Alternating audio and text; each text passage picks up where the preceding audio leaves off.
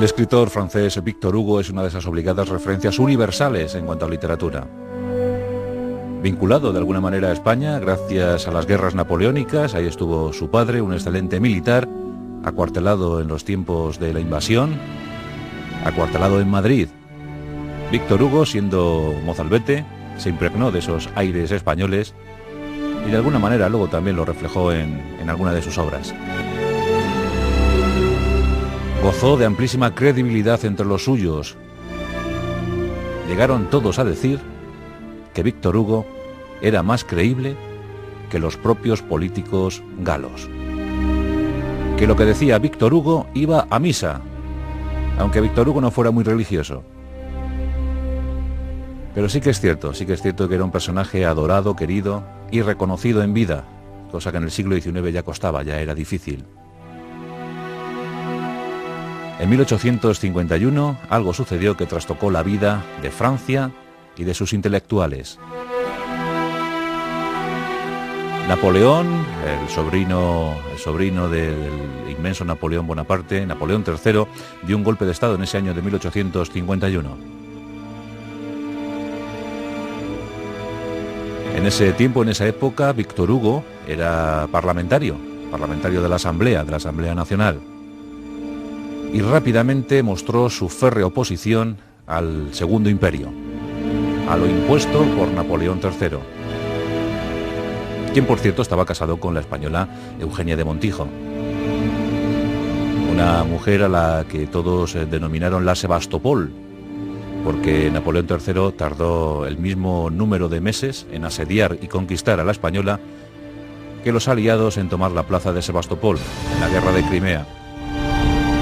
Bien, pues en ese año de 1852, Victor Hugo organiza la resistencia intelectual contra el Segundo Imperio, contra Napoleón III.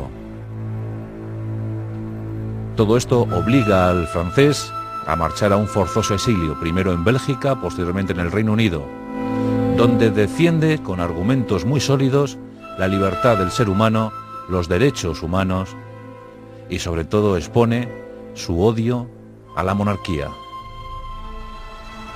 En ese tiempo escribe un libro definitorio. El título lo decía todo: Napoleón el Pequeño. En el texto se podían leer lindezas del calibre como esta: es un inmundo enano. Así le gustaba llamar al emperador francés, inmundo enano. Lo cierto es que fueron enemigos acérrimos. Napoleón III sufría y se preocupaba con todos los libros, todos los textos que llegaban desde el Reino Unido, desde Bélgica, firmados por Victor Hugo.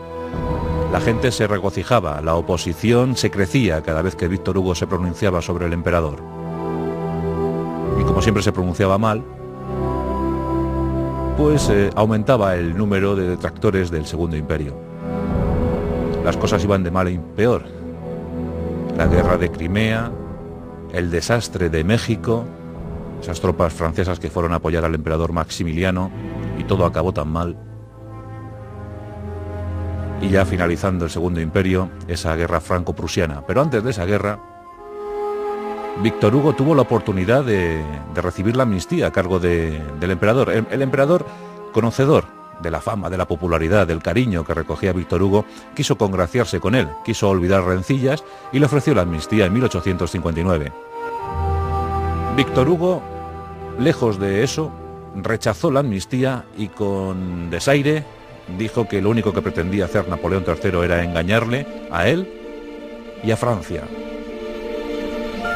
Fijaos que 2 años después de esta propuesta de perdón, se publicaba un libro maravilloso, Los Miserables. Una auténtica denuncia social sobre el sistema de vida francés. Y Victor Hugo seguía aumentando su popularidad mientras que Napoleón III seguía decayendo. Finalmente esa guerra franco-prusiana de 1870 destronó al emperador, erradicó el Segundo Imperio y recibió con honores a Victor Hugo.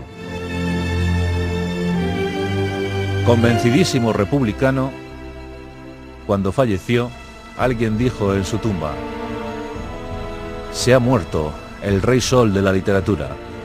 Qué curioso epitafio para este auténtico republicano, que odió profundamente el sistema monárquico y que luchó con ferocidad, a pesar, incluso perdiendo la posibilidad de vivir en su querida Francia, ese país que tanto amó, que tanto adoró, pues optó por el exilio político, por no soportar un sistema impuesto, un sistema que no quería.